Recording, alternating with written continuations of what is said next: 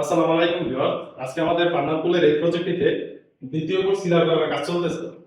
তো প্রথম কোর্স সিলার করার পরে আমরা দ্বিতীয় কোর্স সিলারটা করি। দ্বিতীয় কোর্স সিলার করার ক্ষেত্রে অনেক সময় সিলারটা একটু ভারী করে ফেলে থাকি। তো অনেকেই আমাকে বলেন যে সিলারটা কেন করা হয় বা সিলারটা কেন করা জরুরি। অনেকে বলেন যে আমরা তো অনেক জায়গায় দেখি এই সরাসরি কোটিং করে ফেলে বা সিলার করাই না, বা সিলার করলো এক কোর্স সিলারই তো যথেষ্ট, 2 কোট কেন করা লাগে।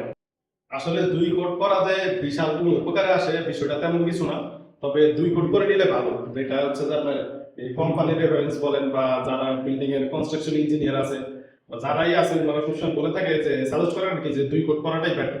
আসলে 2 কোট করাটা বেটার সিলার করলে। 2 কোট করার পর 2 কোট বা 3 কোট পুরি করে ভালো করে ফিনিশিং এনে তারপর বসা মাথা সুন্দর করে কমপ্লিট করে লাক্সারি রংটা করলে ওইটা ভালো। এটা আপনার এই লং লাস্টিং হয় এবং দীর্ঘস্থায়ী হয়। এই কারণে মূলত 2 কোট সিলার করেন।